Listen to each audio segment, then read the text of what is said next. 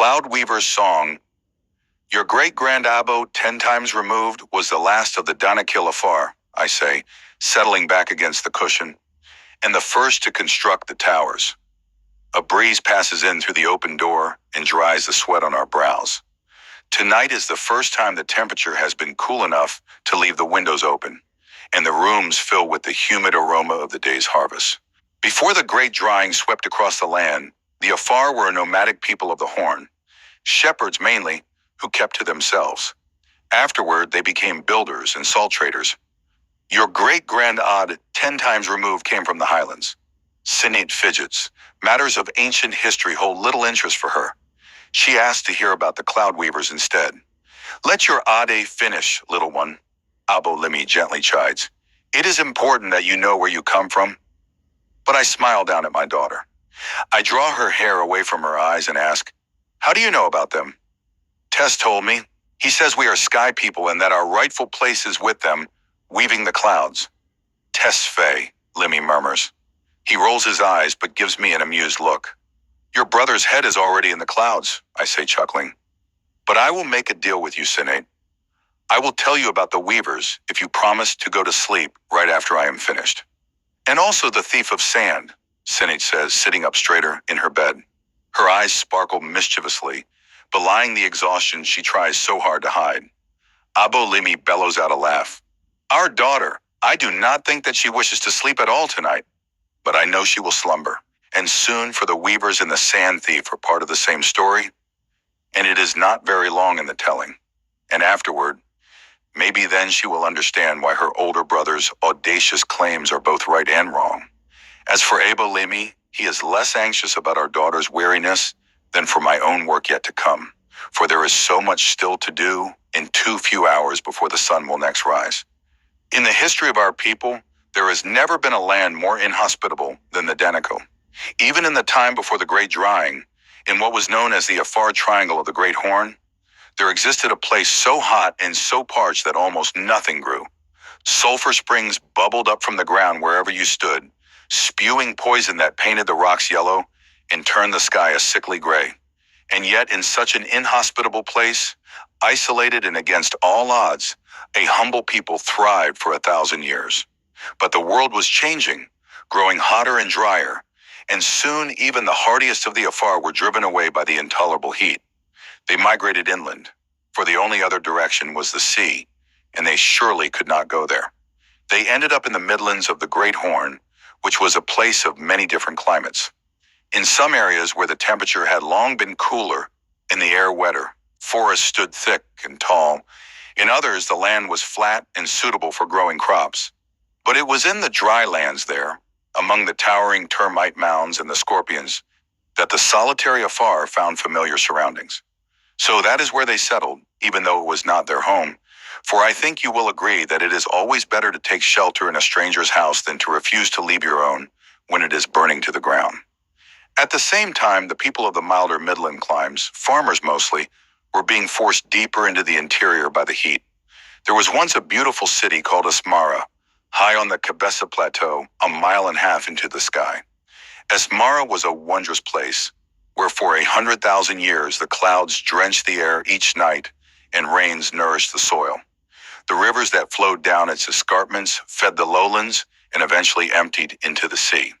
The ancient name Asmara comes from the phrase Arbate Asmara, which in the original Tigrinya means the 4 women who made them unite. Many centuries before, this land had been under constant threat from a common enemy. Now, as before, it was the women who brought the clans together to defend against this new danger. For a while, Asmara became a sanctuary to anyone seeking refuge from the Great Drying. But the heat and drought were unrelenting foes, and they drove more and more people to the city on the plateau. Week after week they came, year after year, and because there was only so much land to hold them all, war became inevitable. For 100 years the fighting waged. Now, just as there is no amount of conflict, no matter how bitterly fought, which can alter the course of nature, no volume of human blood could quench the thirst of the Great Drying. The deserts continued to expand, spreading until they reached the very ankles of the beloved city on the plateau. It is said that necessity makes us do what we must in order to survive. Eventually, the rains began to evaporate before ever reaching the ground, and the rivers dried long before spilling into the sea. So the women of Asmara rose again and taught themselves how to harvest the nightly mist with threads spun from molten glass. For a while it helped, but the thirst of the great drying was like that of the hyenas, never slaked. Not satisfied with stealing the fogs from all the lands beneath Asmara's feet, it reached up and took them from her too. Once more, necessity made the people do what they must in order to survive. The peaceful Afar had long since retreated into the clouds by building towers that reached even higher than the Cabeza Plateau. Now it was their brothers' and sisters' houses burning to the ground, and so they welcomed them all into the sky, where the mists were still plentiful and ripe for harvesting. Semhar Ibrahim was a weaver of webs. Each night she assumed the skin of a spider and set out from her little hole to spin her delicate threads. High above the ground, where the clouds formed, she carefully laid out line after endless line, each one as thin as a hair and as long as a mile. To harvest the dew that condensed upon them, she gently plucked each string, sending them vibrating along their entire length. Each wire carried its own unique note, and when played all together, they sang the song of the weavers. As the droplets traveled down the wires, they merged and grew fat, creating a delicate river suspended in the sky. This is how the people harvested the clouds so that all might live. And each night when you heard the tune, you would know how heavily laden the wires were with mist, depending on how melodious or melancholic the notes sounded. Semhar was still a young woman when her dear friend, Alamira Kadafo, fell to earth. Ali, as he was known by her, was an orphan. His mother and father had died when he was still but a child, no taller than a grown man's hip. He knew only of his parents' trade from the faintest memories and of the stories others told him. But as soon as he was old enough, he donned the skin of the termite, just as his Adi and Abo had, and also as their forebears had done before them, all the way back to when they first raised their homes into the sky. Only the descendants of the Afar were allowed to wear the termite skins, for no one else dared to erect the towers so high, where the air was so thin, and no others could make the long and treacherous descent each day to where the air was oven hot and desert dry, to collect the sand they needed to build their houses and to harvest the salt the people needed to survive. For months, Semhar had been weaving longer into the night than she was supposed to, constructing larger and more intricate webs in order to better capture the dwindling mists.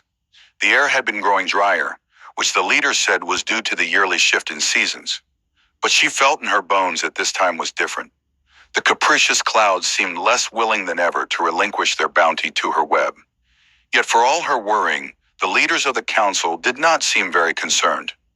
One morning, several weeks before Ali's fall, as Semhar made her way back home, she encountered him preparing for his daily descent to the ground. Usually she would only see him in the evenings, after he had already made his rounds trading with the growers for food and the weavers for water.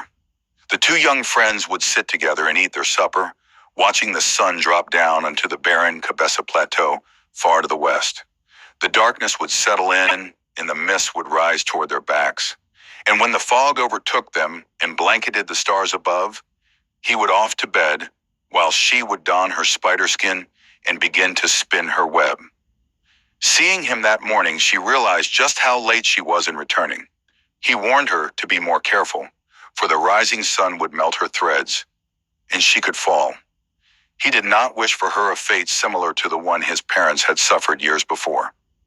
As she watched him descend into the morning mist below, she had a thought. Tonight I will spin my web down there, for that is where the clouds have gone. But her parents told her no. It is too dangerous, they said. It is too hot and the winds are too unpredictable. And besides, how can we collect the water if the webs are below the cisterns? You must continue to weave the clouds as we have done for generations, high above us. But the clouds are thicker below. Above us, Semhar, they repeated. Each year the great drying chases the clouds higher and higher. It has been this way for 200 years, and it is why we must build our towers a little taller each day. Semhar was defiant. She knew the clouds were no longer rising. In fact, they were falling. This is a temporary change, they assured her. We are sky people, builders of towers and weavers of clouds. But we were not always so, Semhar countered. Our dearest Wulad, listen to your parents. Do not look below for answers, for you will not find them. Our ancestors have taught us this valuable lesson. But the ancestors had also taught that necessity made them do what they must in order to survive. Semhar believed the sky people's very existence, like that of their forebears, lay once more in the balance. The clouds are shifting, she told Ali when she met him for supper that evening. They are no longer as high as they used to be. Ali ate his injera thoughtfully, but did not reply. His was a simple life of climbing and gathering and climbing and bartering, day after day. He did not like to think about change. Change was what had happened when his Abo and Aid died. In fact, he disliked it so much that his first instinct was to refuse to acknowledge it at all. But Semhar was his dear friend, and he loved and respected her, for she had a keen mind and always spoke the truth. Also, he too had sensed the shift in weather, and it was not the same seasonal cycle he had witnessed in years past. Each morning, the mists wet the tower bases longer and lower, and it took him extra time to make the treacherous climb to the ground. More than once, he had nearly slipped and fallen. Today, she told him, I will need an extra allotment of sand. I have already given you all I can spare, he replied. How much more can you weave? I wish to spin a whole extra web. You already use up every minute of darkness on the one. But I haven't used up all the mist. Semhar, if I let you have more, the builders will begin to notice the deficit. Tomorrow morning, she pressed, as if she hadn't heard a single word he said, I will build a second web. This one will be lower while the mists are still beneath us and the sun hasn't burned them away. He scoffed. And how will you harvest the water then? The drops will fall uncollected to the ground and be wasted. The desert does not need the rain as we do. I wish to prove a point to the council, and if I am to be confident that I am right, I must first prove it to myself. If they find out, you will be punished for breaking the rules. The leaders are like lions, always hunting the weak to make way for the strong. They will take your skin away from you and let someone else weave the clouds instead. What will you do then? There is an old saying, when spiderwebs unite, they can capture a lion. The leaders are stubborn, this is true, but they are not stupid. I will spin my webs to capture their attention. Only then will I make them see that things are changing, even if they are changing in ways they might not want or expect them to. They are comfortable with their life up here in the sky, but we cannot keep building higher and breathing thinner air while chasing clouds that are no longer there. Ali considered this for a long time. As he did, Semhar turned her back to the sunset for the first time and instead watched the mist rolling in from a distant sea she had only ever seen in her dreams. Finally, when the first delicate drops of dew began to reach up and caress their skin, Ali told her what he would do. It was a tremendous amount of extra work for him, but Ali believed in his friend. It also helped that he shared her concerns. The clouds were shifting, and if the trend continued, as Semhar believed it would, they would eventually have no more mist to harvest. The extra 1,000 pounds of sand he carried threatened his skin's grip as he climbed the tower that evening. It took him far longer than usual to return to the top, and he was exhausted when he arrived. Why are you so late, Alamira Kadafo? The builders demanded. We were worried you had fallen, just as your parents did. No reason, he told them. No reason. Are you embarrassed for falling asleep whilst gathering sand in the desert? You must be more careful, or else you will dry up like the salt. Will you trade for your allocation or not? Why should we?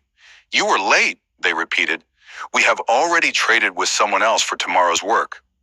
What am I supposed to do with the sand I have today? We will take it anyway, but give you nothing in return. Tomorrow, make sure you are back in time, or else we will tell the council that you no longer deserve to wear the skin. This will not work, Ali thought as he left the builders. I will just have to tell Semhar at supper that I cannot get her extra sand for her wires. But it was too late to see her that evening, for the sun was already beginning to set, and the mists were coiling at their feet. Semhar would have finished eating by now, and Ali still had salt yet to trade for his own dinner. He went looking for her the next day, after he had returned from the ground at the usual time with his usual load, and had given the builders their sand and traded his salt away. She was flushed with excitement and barely allowed him any chance to speak while they ate. I have not seen so much water in a very long time, she told him. If this continues as I expect, then I will soon tell the leaders. You cannot do that. He told her what had happened the day before. It takes me too long to gather the extra sand and far more effort to climb the tower, so that by the time I have returned, the builders have already received their allocations from the other gatherers. They still take my sand and give me nothing in exchange, so that I am left with little to show for my efforts. I am sorry, Semhar, but I have no extra sand for you this evening. Ali lay in bed for a long time without sleeping that night. He couldn't get Semhar's disappointment from his mind. High above him, the weavers built their webs to harvest the mists, and the songs their webs sang were the saddest he had ever heard. He decided then that he would leave earlier the next morning, an extra hour before sunrise, to gather Semhar's sand. The towers would still be slick with dew, and the climb would be especially perilous. But he knew that she was right. If she was willing to break the rules for her convictions, then the risks he took were worth it. Every morning for the next month, he rose long before dawn, donned his termite skin, and climbed down to the desert below. Every day of that month, he toiled in the baking hot sun to gather the extra sand for his friend. And every evening, he told her where he had stashed it, so that she could spin her extra web. She did not care that the water she collected spilled unused to the ground. I am doing this to be certain that I am right, she told him. I hope it will not take too long before you are, he replied. It won't. Soon the lines will have no choice but to listen to reason. And why do you think they will? He asked. Because the water in the cisterns is beginning to drop. She was so proud of her work that he would not tell her how many times he had nearly fallen, or how the extra burden was wearing on his skin. He made his repairs as best as he could, but he knew that it was only a matter of time before it would fail. The morning before Eli's last day on the towers dawned especially hot. After less than an hour on the ground, he was forced to begin his long ascent, carrying only his usual burden of sand and none of salt. As he climbed, he told himself that Semhar would just have to do without tonight. But when he reached the place where he had been hiding her extra allotment, he decided to give it all to her. He could not bear for her to be disappointed, and what she was doing was just too important, not just to her, but to all the people of the sky. The builders were furious, and they threatened to tell the leaders of his indolence. Ali didn't care that they were wrong. Soon they would see what he and Semhar were doing, and they would have to acknowledge the truth. The clouds were shifting, the cisterns were drying. But most important of all, the great drying was drawing to an end. Instead, they caught him the next day hiding the sand he had collected, and they took him straight to the council. Alimira Kadafo, the leader said, why are you stealing sand from the builders? How can I steal sand that I have collected? It is mine to trade as I see fit. That is not how it is done. We are all essential parts of this community. Each of us plays an important role. Some grow food, some make clothes, some harvest water, and others build. You collect sand and salt. Without these things, how can we do what is necessary to survive? When you break this chain, you steal from us all. When one of us fails, we all risk falling. Semhar did not hear of Ali's banishment until she returned from her weaving the next morning. All night she had suspected something terrible had happened to him, because he hadn't met her for supper, and the cache where he hid her sand had been empty. When she learned of his fate, she went straight to the council to beg for a change of heart. But Ali was already gone, and the leaders would not be persuaded to allow him to return. Someone stronger now wears his skin, they told her. Someone else who is willing to do the work as it has been done for generations. You have made a terrible mistake, she cried. Semhar Ibrahim, they scolded. Your job is to collect the water, not to worry about the sand or those who would steal it from us. But how can I collect the water if there are no clouds? By continuing to weave, be patient, for the mist will return. Every year the great drying pushes them higher, which is why we must build our towers taller. Without sand, we cannot do that. Without water, we cannot survive. The cisterns are falling because there is no water to collect. The air is dry, this is true, but it is nothing to worry about. Soon the seasons will shift again, and the clouds will return. Build your webs as you have been taught, and before you know it, the wires will once again sing a joyous song. Then you will see that we are right. Are you not a cloud weaver after all? I am, she declared, but it is also true that I am the thief of sand, not Alamira Kadafo. I asked him to give it to me, so that I might weave an extra web each night. The council members glanced one to another in puzzlement. It is not stealing when you are using it for the betterment of the community. Your extra work is to be commended. The mist I gathered was never collected. I let it fall to the ground. How could this be? Because I wove my lines below the cisterns, where the nightly mists have lately formed. There is nowhere for the water there to collect, they said in astonishment, for they still did not comprehend her intent. Why would you do such a wasteful thing? To prove that we must stop looking ever higher. The answer is below us. The great drying is over. We are the people of the sky, young Semhar Ibrahim, but if you wish to forsake your birthright, then that is your decision. Tomorrow at first light, you will be taken to join your friend on the ground. It took her nearly the whole night to descend the tower in her stolen spider skin. The machine was not built for climbing, but for dangling and spinning. She found Ali sitting in the shadow at the base, his mouth open to capture the drops that fell from the tattered remnants of a month's worth of secret webs. It was the only thing keeping him alive. Each night after that, she climbed to where the mist rolled in and wove a new web, using the sand that he brought her to spin into glass each day. Together they collected what water they could, although most of it fell uncaptured to the ground. They found the first seedling a month later, and within 6 months, the ground beneath the towers had turned into a garden. She is asleep, Abolimi whispers. I kiss my precious daughter on the cheek, and she doesn't even stir, for she is exhausted from her hard work. I know that when she harvests the crops each day, she looks to the skies and thinks that what we are doing here on the ground is not so exhilarating. She takes after her brother in that way. Someday she will stay awake long enough to hear the story to its completion. Maybe it will be tomorrow, or perhaps next year. Maybe it will even be before the sky people's cisterns empty for good, and they realize the great drying is finally over. Then they too will come down from the towers, and she will understand that this is the day for which we have been preparing. It is why I don my skin each night and weave my webs in clouds that no longer form so high in the sky. We need the rain, but so does the earth. Ready, Semhar? My dear Sabai Alamira asks, as he finishes checking my harness. I eagerly nod, for the mists are already forming, and they look to be especially thick tonight. Sleep well, my children, I whisper, and dream of the weaver's song, for tonight the wires will sing with joy.